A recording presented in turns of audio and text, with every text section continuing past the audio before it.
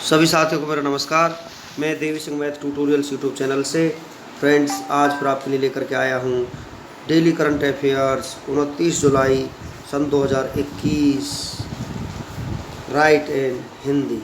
आपको पता है हमारे यूट्यूब चैनल के माध्यम से डेली करंट अफेयर्स आपके लिए प्रकाशित किए जाते हैं जो आपकी आगामी विभिन्न प्रतियोगी परीक्षाओं के लिए बहुत ही ज़्यादा उपयोगी होते हैं। फ्रेंड्स चलते हैं अपने वीडियो की तरफ। आज का फर्स्ट क्वेश्चन है आपका, कर्नाटक के नए मुख्यमंत्री कौन बने हैं? तो यहाँ पर मुख्यमंत्री बने हैं आपके बसवराज बोम्मई। ये आपका आंसर हो जाएगा। राज्य के गृह मंत्री बसवराज बोम्मई अब कर्नाटक के नए मुख्यमंत्री होंगे और यह बीएस येदियुरप्पा की जगह लेंगे और इन्होंने कल शपथ ले ली है। बसवराज बोम्मई कर्नाटक के 23वें मुख्यमंत्री बने हैं और यह भारतीय जनता पार्टी से हैं। कर्नाटक की राजधानी बेंगलुरु है। कर्नाटक के मुख्यमंत्री बसवराज बोम्मई हैं। कर्नाटक के गवर्नर थावरचंद गहलोत हैं। भारत की स्पेस एजेंसी इसरो का मुख्यालय बेंगलुरु कर्नाटक में स्थित है। कर्नाटक के मुख्य न्यायाधीश अभय श्रीनिवासन ओका है। कर्नाटक की लोकसभा सीट 28, राज्यसभा सीट 12, विधानसभा सीट 224 है। कर्नाटक के 6 पड़ोसी राज्य हैं महाराष्ट्र, गोवा, केरल, तमिलनाडु, आंध्र प्रदेश, तेलंगाना।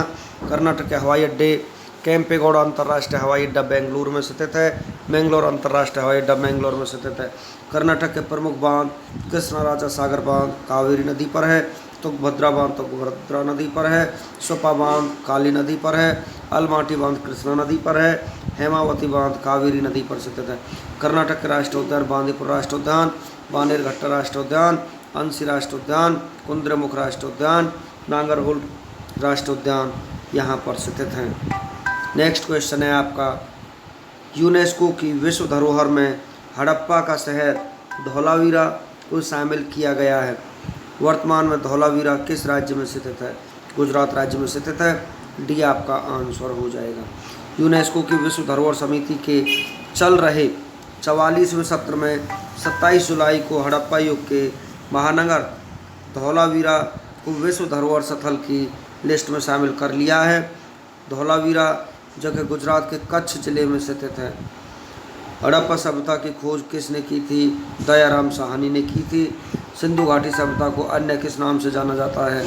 हड़प्पा सभ्यता के नाम से जाना जाता है। सिंधु घाटी सभ्यता में घोड़ों के अवशेष कहाँ से मिलते हैं? सुरकोथड़ा से मिलते हैं। सिंधु घाटी सभ्यता कालीबंगा वर्तमान में किस राज्य में स्थित है? राजस्थान में। हड़प्पा सभ्यता में मूर्तियाँ मुख्यतः किसकी बनी होती थी?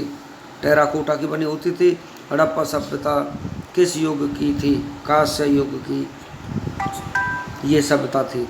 नेक्स्ट क्वेश्चन है आपका, किस राज्य की सरकार आदिवासियों के स्वास्थ्य और आजीविका में सुधार के लिए देवरन्या योजना शुरू करेगी? और मध्य प्रदेश राज्य सरकार इस योजना को शुरू करेगी। सी आपका आंसर हो जाएगा। मध्य प्रदेश राज्य की सरकार आदिवासियों के स्वास्थ्य और आजीविका में सुधार के दोहरे उद्देश्यों के साथ आयुष आधारित आर्थिक उन्नयन योजना देवरन्या योजना को शुरू करेगी। मध्य प्रदेश राज्य की टॉप 5 योजनाओं के बारे में हम आपको जानकारी देते हैं। सीएम राइट स्कूल योजना मध्य प्रदेश, युवा शक्ति कोरोना मुक्त अभियान मध्य प्रदेश, पौधारोपण को प्रोत्साहित करने के लिए अंकुर योजना मध्य प्रदेश, प्रधानमंत्री मातृ वंदना योजना के सफल क्रियान्वयन में कौन सा राज्य शीर्ष पर रहा है? मध्य प्रदेश। मेरी सुरक्षा मेरा मास्क अभियान को शुरू किया गया है, ये भी मध्य प्रदेश में शुरू किया जा चुका है। नेक्स्ट क्वेश्चन है आपका, किस राज्य के मुख्यमंत्री ने माई गवर्नमेंट मेरी सरकार पोर्टल को लॉन्च किया है? उत्तर प्रदेश राज्य सरकार ने इस ऐप को लॉन्च किया है। सी आपका आंसर हो जाएगा। उत्तर प्रदेश के मुख्यमंत्री योगी आदित्यनाथ ने माई गवर्नमेंट मेरी पोर्टल को लॉन्च किया है। इस पोर्टल का उद्देश्य राज्य सरकार के साथ आम नागरिकों के जुड़ाव को और बढ़ाना है। यह शासन की योजनाओं के प्रचार प्रसार और उन पर आम नागरिकों की राय जानने का एक प्रमुख मंच होगा। उत्तर प्रदेश की राजधानी लखनऊ है। उत्तर प्रदेश के मुख्यमंत्री योगी आदित्यनाथ हैं जो कि बीजेपी पार्टी संबंध रखते हैं। उत्तर प्रदेश के गवर्नर आनंदीबेन पटेल हैं। उत्तर प्रदेश के मुख्य न्यायाधीश गोविंद माथुर हैं। उत्तर प्रदेश राज्य के पशु बारहसिंगा, राज्य के पक्षी सारस, राज्य के फूल पलाश का है, राजकीय वृक्ष अशोक का है। उत्तर प्रदेश की लोकसभा सीट 80 है, राज्यसभा सीट 31 सीटें हैं, विधानसभा सीट 404 है। उत्तर प्रदेश का एक पड़ोसी देश है नेपाल। उत्तर प्रदेश की सीमा 8 राज्यों से लगती है, उत्तराखंड, हिमाचल प्रदेश, हरियाणा, राजस्थान, मध्य प्रदेश, छत्तीसगढ़, झारखंड और बिहार। दिल्ली को अगर मिला दे तो उत्तर प्रदेश के 9 पड़ोसी राज्य होते हैं, लेकिन अभी दिल्ली को पूर्ण राज्य का दर्जा प्राप्त नहीं हुआ है। उत्तर प्रदेश के प्रमुख लोक नृत्य कर्मा, सैला, ठडिया, घर कर ही, चौलर, लठमार, देवारी, घोड़ा, कार्तिक, राई, पाई डंडा, दीप, ख्याल, म्यूर, झूला, चरकूला, जोगनी, छपेली हैं। उत्तर प्रदेश का हवाई अड्डे चौधरी चरण सिंह हवाई अड्डा लखनऊ में स्थित है, लाल बहादुर शास्त्री हवाई अड्डा वाराणसी में स्थित है, नोएडा अंतर्राष्ट्रीय ग्रीनफील्ड हवाई अड्डा जेवर में स्थित है। उत्तर प्रदेश के प्रमुख मंदिर काशी विश्वनाथ मंदिर वाराणसी में, प्रेम मंदिर वृंदावन में और राम मंदिर अयोध्या में स्थित है। नेक्स्ट क्वेश्चन है आपका, विश्व प्रकृति संरक्षण दिवस 2021 कब मनाया गया है? 28 जुलाई को ये मनाया गया है, बी आपका आंसर हो जाएगा। विश्व प्राकृतिक संरक्षण दिवस 2021 प्रतिवर्ष 28 जुलाई को मनाया जाता है। इस दिन को मनाने का मुख्य उद्देश्य प्रकृति की रक्षा के बारे में जागरूकता बढ़ाना है और उन पशुओं और वृक्षों का संरक्षण करना है जो विलुप्त होने की कगार पर है। यह दिन प्रकृति और पर्यावरण के महत्व का प्रतीक है। इस दिन दुनिया भर में खास जागरूकता अभियान आयोजित किए जाते हैं। विश्व प्रकृति संरक्षण दिवस 2021 की थीम है forest and livelihoods sustaining people and planet. चलते हैं पिछले कुछ महत्वपूर्ण दिवसों के बारे में हम आपको जानकारी देते हैं। विश्व मातृपितृ दिवस 1 जून को मनाया जाता है। तेलंगाना स्थापना दिवस 2 जून को मनाया जाता है। विश्व साइकिल दिवस 3 जून को मनाया जाता है। विश्व पर्यावरण दिवस 5 जून को मनाया जाता है। संयुक्त राष्ट्र रूसी भाषा दिवस 6 जून को मनाया जाता है। नेक्स्ट क्वेश्चन है आपका, संयुक्त राष्ट्र के COP26 जलवायु परिवर्तन शिखर सम्मेलन 2021 का आयोजन किस शहर में होगा? तो ये होगा ब्रिटेन में, ग्लासगो शहर में, डी आपका आंसर हो जाएगा। COP के बारे में कॉन्फ्रेंस ऑफ पार्टी जिसकी फुल फॉर्म है, यह संयुक्त राष्ट्र जलवायु परिवर्तन फ्रेमवर्क सम्मेलन का सर्वोच्च निकाय है। प्रत्येक वर्ष COP की बैठक संपन्न होती है। COP की पहली बैठक मार्च 1995 में जर्मनी के बर्लिन में आयोजित की गई थी।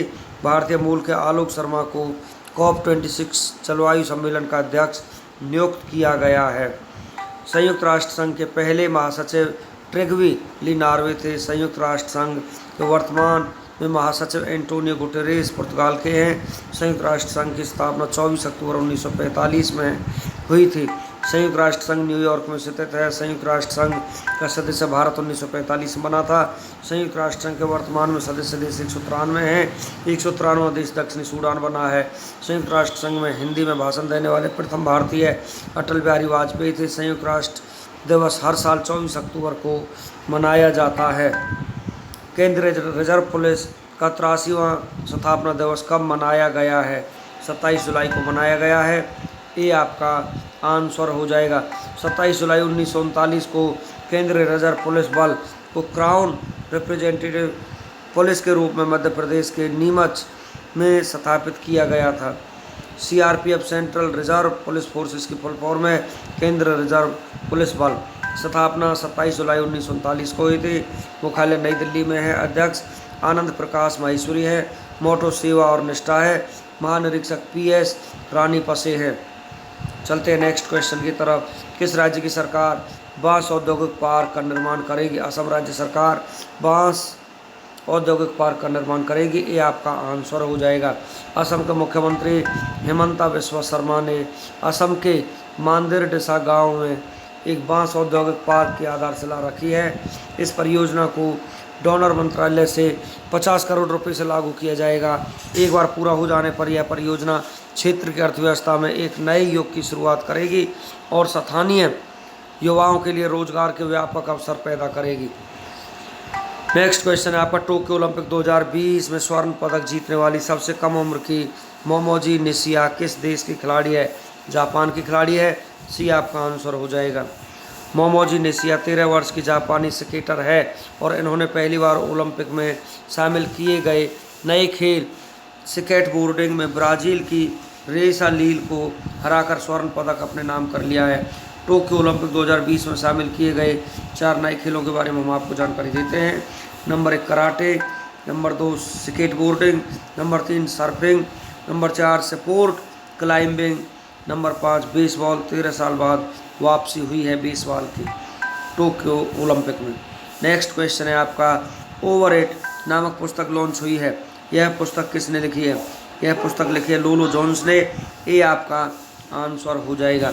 एक्स नामक पुस्तक आरती मुथन्ना सिंह ममता नैनी ने लिखी है। Lady doctors the untold stories of India first women in medicine पुस्तक को कविता राय ने लिखा है। प्रेगनेंसी बाइबल पुस्तक को करीना कपूर ने लिखा है। द रामायण ऑफ श्री गुरु गोविंद सिंह जी नामक पुस्तक को बलजीत कौर तुलसी ने लिखा है। टेरिस गार्डन मिड थोटा पुस्तक को थोम्मेती राघुथमा रेड्डी ने लिखा है। चलते हैं नेक्स्ट क्वेश्चन की तरफ। हाल ही में विश्व प्राकृतिक संरक्षण दिवस कब मनाया गया है? 28 जुलाई को मनाया गया है। सी आपका आंसर हो जाएगा। हाल ही में मौसम के पूर्वानुमान के लिए मौसम ऐप किसने लॉन्च किया है? डॉक्टर हर्षवर्धन सिंह ने लॉन्च किया है। बी आपका आंसर हो जाएगा। हाल ही में हिचेम मचीची किस देश के नए प्रधानमंत्री बने हैं? ट्यूनीशिया के नए प्रधानमंत्री बने हैं। बी आपका आंसर हो जाएगा।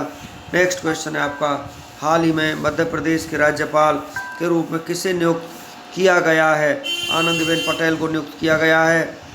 कुशल श्रमिकों के लिए रोजगार सेतु योजना, जीवन शक्ति योजना, संकल्प योजना, बुजुर्गों को सहायता प्रदान करने के लिए, ये सभी योजना मध्य प्रदेश में शुरू की जा चुकी हैं।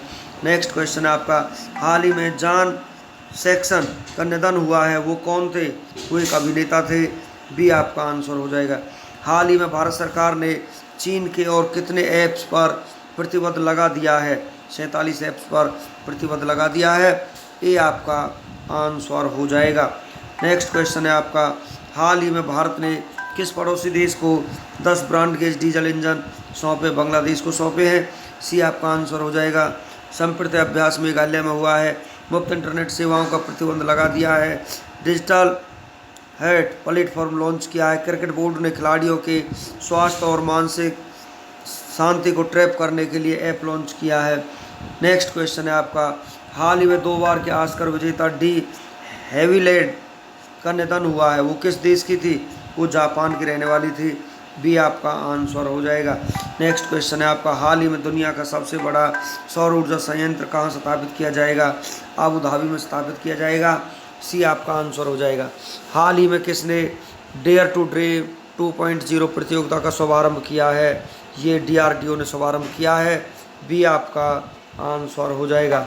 नेक्स्ट क्वेश्चन है आपका, हाल ही में भारत इंडोनेशिया रक्षा मंत्रियों की बैठक कहाँ आयोजित हुई है? नई दिल्ली में आयोजित हुई है। सी आपका आंसर हो जाएगा। हाल ही में the Indian way strategy from N uncertain world नामक पुस्तक किसने लिखी है? डॉक्टर एस जयशंकर ने लिखी है। बी आपका आंसर हो जाएगा। नेक्स्ट क्वेश्चन है आपका, हाल ही में किस राज्य सरकार ने निःशुल्क मास्क वितरण योजना को शुरू किया है? तमिलनाडु राज्य सरकार ने इस योजना को शुरू किया है। सी आपका आंसर हो जाएगा। हल्दी अनुसंधान संस्थान की स्थापना की जाएगी। जूनियर वकीलों को 3000 रुपये का मासिक वजीफा देने की घोषणा की है तमिलनाडु राज्य सरकार ने।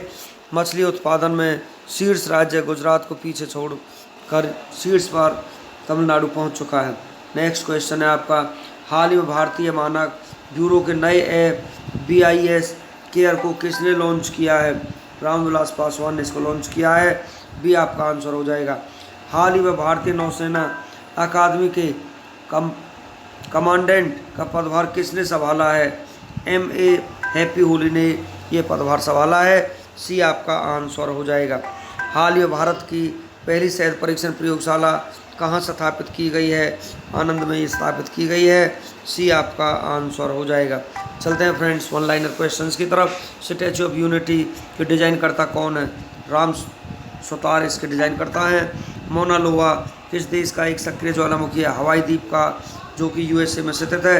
भागीरथी घाटी में राजमा और आलू की खेती प्रारंभ करने का श्रेय किसको दिया जाता है? फ्रेडरिक विल्सन को दिया जाता है।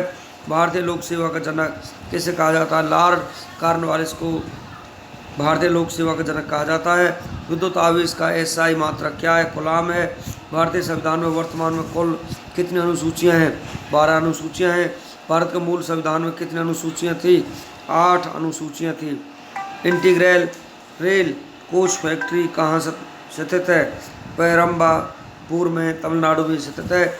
जैन धर्म में पूर्ण ज्ञान के लिए किस शब्द का उल्लेख किया गया है? कैवल्य, मोक्ष की प्राप्ति का उल्लेख किया गया है। कैलाश मानसरोवर की यात्रा पर जाने वाले तीर्थयात्रियों को तिब्बत में प्रवेश करने के लिए किस दर्रे को पार करना पड़ता है?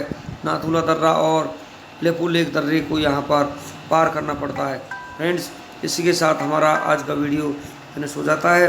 वीडियो आपको अच्छा लगा हो तो आप इसे लाइक करें, शेयर करें, चैनल को सब्सक्राइब करें, बेल आइकॉन को प्रेस करें, जिससे समय समय पर हमारे नोटिफिकेशंस आप तक पहुंच सकें। धन्यवाद।